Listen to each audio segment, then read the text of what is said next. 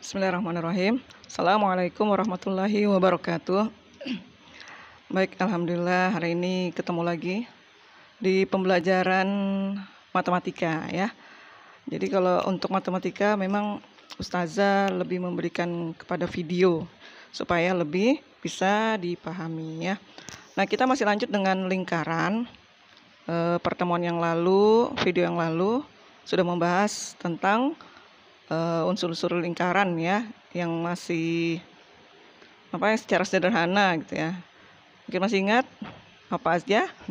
Diameter, lalu jari-jari lingkaran, dan titik pusat lingkaran ya.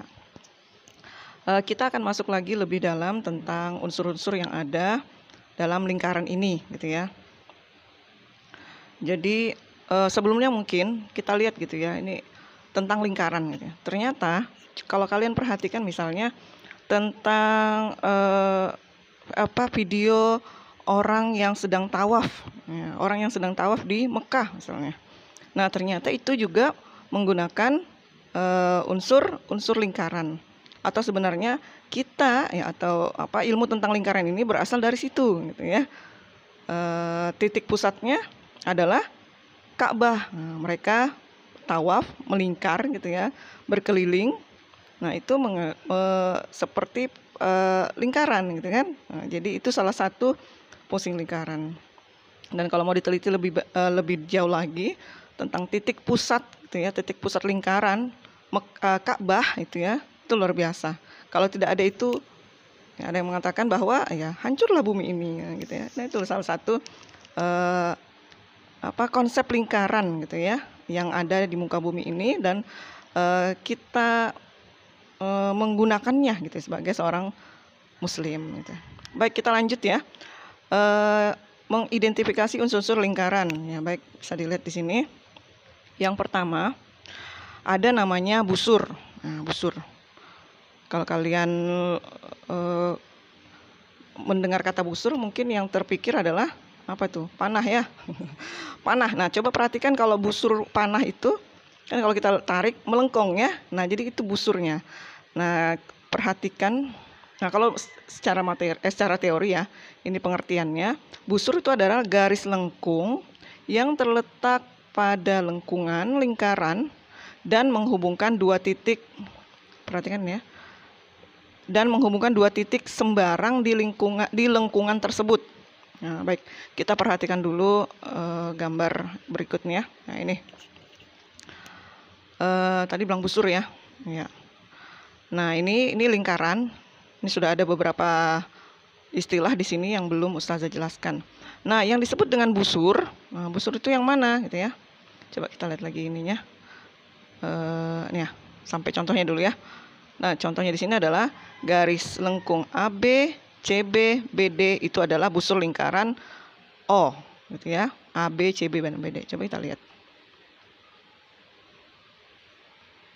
Nah, jadi yang disebut dengan busur itu adalah ini dari AB, ini AD ya. AD gitu ya.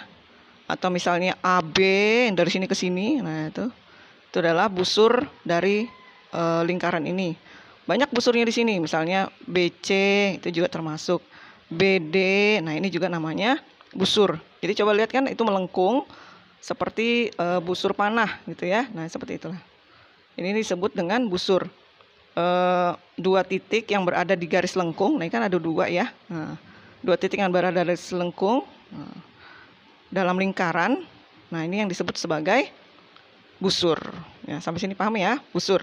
Oke. Kemudian kita lanjut. Yang kedua ini tentang tali busur. Nah, ini ya, tali busur. Yang kedua pengertian tali busur. Perhatikan pengertian ini ya. Silakan dilihat.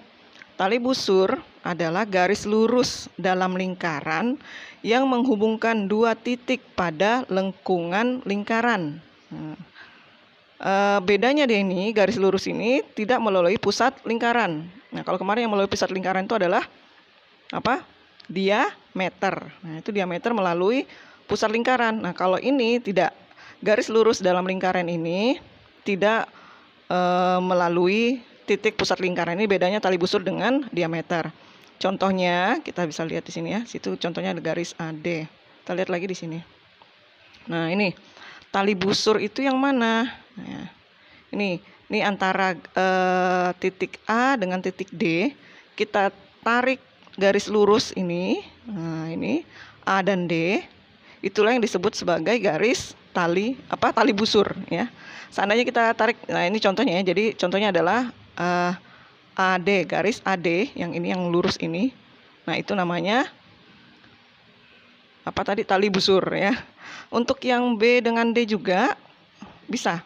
Garis lurus antara D dengan B, kita tarik garis lurus begini. Nah, ini adalah tali busur dari lengkungan BD, nah, itu ya, atau tali busur BD. Jadi dia tidak melalui titik pusat lingkaran. CB juga bisa nih. Astagfirullah. Tarik garis lurus dari C dan B gitu ya. Nah, itu adalah tali busur ya. Paham ya? Tadi busur yang ini, tali busurnya yang ini. Nah, jadi sudah seperti panah kan? Ya, gitu. Supaya bisa dipahami. Baik, lanjut lagi ke pengertian berikutnya. Sudah busur, tali busur. Nah, sekarang apa lagi nih? Perhatikan ini. Ada namanya tembereng ya. Tembereng. Kalau kalian mengenal bahasa Malaysia, ada namanya temberang. Temberang itu pembohong ya. Kalau ini bukan, ini istilah dalam bahasa Indonesia, dalam istilah lingkaran ya. Tembereng. Tembereng ini adalah luas daerah dalam lingkaran yang dibatasi oleh busur dan tali busur. Nanti kita lihat. Contohnya ini adalah daerah yang dibatasi busur AD dengan tali busur AB gitu ya. Kok AB AD ini salah ya. Kalau AD juga dia. Ini salah nih. Coba kita lihat ya. Seperti temberang ya, temberang. Nah, misalnya ini. Tembereng, astagfirullah. Ini sudah dituliskan ya di sini. Tembereng ini ya, tembereng. Jadi tembereng ini adalah garis luas daerah yang diarsir. Ini misalnya contohnya ini ya. Batas antara A dengan D, busur A dengan D dan garis lurus A dan D. Nah, ini yang di tengah-tengahnya yang hijau ini, itulah yang disebut sebagai tembereng gitu ya. Terus yang disebut sebagai tembereng. Ya, kalau misalnya di sini kita tarik lagi tali busur DB. Nah, maka ini yang di dalam ini ya, di dalam ini, nah, yang hijau ini, itulah yang disebut sebagai tembereng juga ya, tembereng dari garis DB, yang dibatasi busur DB dan tali busur DB. Nah, gitu. Jadi luasnya itu, luas antara busur dan tali busur itu disebut sebagai tembereng. Bisa dipahami ya? Ya, ini yang untuk yang ini ya. Kalau misalnya di tembereng yang AC juga bisa. Misalnya ini busurnya AC. Kita tarik tali busur A dan C. Nah, itu ya. Maka ininya, ya, ini daerah luasnya ini, itu yang disebut sebagai temberengnya AC. Gitu ya. Oke, sudah 3. Paham ya? Kita lanjut. Tembereng ya, sudah. Nanti tadi ada kesalahan ini ya. Seharusnya kalau busurnya AD, tali busurnya juga AD di sini. Ini salah ya. Seharusnya AD di sini, tapi ini AB. Baik, kita lanjut. Juring, yang selanjutnya juring. Bukan juling ya. Pakai R, bukan L. Nah, juring adalah, perhatikan, luas daerah dalam lingkaran yang dibatasi oleh 2 jari-jari lingkaran dan sebuah busur yang diapit oleh kedua jari-jari lingkaran. Masih bingung ya? Nanti kita lihat. Contohnya di sini adalah juring BOC yang diarsir dan dibatasi oleh jari-jari OC dan OB. Mungkin di sini ya ada. Jadi dia tembereng dan juring ini sama-sama luas daerah ya. Dia semacam luas daerah. Bukan garis ya, tapi berupa luas nih sama ya, luas daerah ya, tembereng dan juring. Cuman bedanya seperti apa? Coba kita perhatikan ya juringnya di sini. Nah, ini perhatikan, ini sudah ada contohnya. Jadi kalau juring itu tadi kan ini ya contohnya. Jadi ada dua jari-jari. Nah, ada 2 jari-jari, lalu dihubungkan ini oleh busur, maka luas daerahnya inilah yang disebut sebagai juring ya. Itu bedanya kalau dengan tembereng, dia tidak melalui titik pusat ya. Tembereng tadi tapi langsung aja garis busur dengan tali busur. Nah, kalau juring dia diapit dua jari-jari lingkaran lalu dengan busur lingkarannya gitu ya. Maka daerah inilah disebut sebagai juring ya. Enak ya kalau pakai gambar langsung kelihatan ya. Jadi bisa bedakan ya antara tembereng dengan juring. Tembereng dengan juring sama, tidak berupa garis tapi berupa luas daerah ya. Oke, kita lanjut lagi. Sudah apa tadi yang sudah dihafal? Sudah dihafal. Sudah diberitahu apa saja unsur-unsurnya? Ada namanya busur ya kan? Ada namanya tali busur. Lalu ada lagi tembereng, ini luas yang ini, ada namanya juring ya. Oke, kita lanjut. Juring sudah ya, terakhir. Ya, ini terakhir ada namanya apotema ya. Bukan apoteker. Apa apotek ya, bukan. Banyak ya istilahnya mirip-mirip dengan bahasa keseharian. Baik, perhatikan, apotema adalah garis. Nah, kalau ini garis berarti berupa garis. Jadi perhatikan juga kalau dalam pengertian itu ya. Misalnya tadi ini ya. Kita lihat dulu nih. Busur berupa garis lengkung. Berarti dia garis itu, berupa garis. Kalau tali busur juga berupa garis lurus. Nah, busur garis lengkung, tali busur berupa garis lurus. Lalu kemudian ini, kalau tembereng dan juring sama-sama berupa luas daerah ya, luas daerah bukan garis. Nah, kita lihat lagi yang ketiga, ternyata apotema ini adalah berupa garis. Nah, kita perhatikan ya. Apotema adalah garis yang menghubungkan titik pusat lingkaran dengan tali busur. Nah, ini ada ya. Jadi kita perhatikan ini ada menghubungkan antara titik pusat lingkaran dengan tali busur lingkaran tersebut, dan bersifat tegak lurus dengan tali busur. Artinya harus lurus ya. Contohnya ada garis OF. Kita perhatikan ya. Yang mana disebut apotema. Ya, ini perhatikan ya. Kita perhatikan untuk garis titik A dan D ya. Ini tadi kan sudah ada ya, tali busurnya ini ada. Nah, tadi dibilang apotema, ini sudah ada, yang menghubungkan dari titik pusat, ini kan titik pusat lingkaran ke tali busur. Nah, ini tali busurnya kan A dan D, dan dia bersifat tegak lurus. Ini tegak lurus ini ditandai dengan tanda siku-siku. Itu adalah apotema. Nah, jadi kalau misalnya kita bikin untuk di titik A dan titik D dan titik B, nah misalnya kita tarik dulu garis tali busurnya D dan B.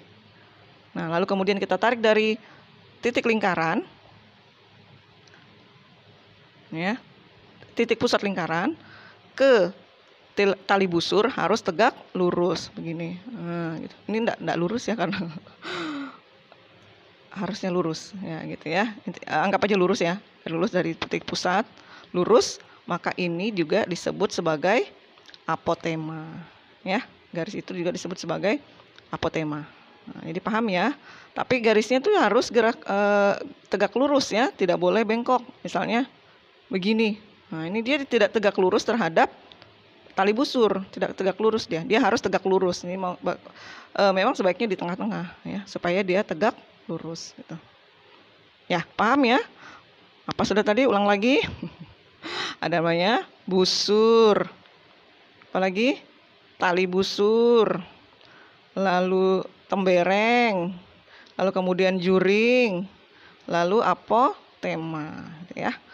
Ya, ini masih berupa unsur-unsur dalam lingkaran ya.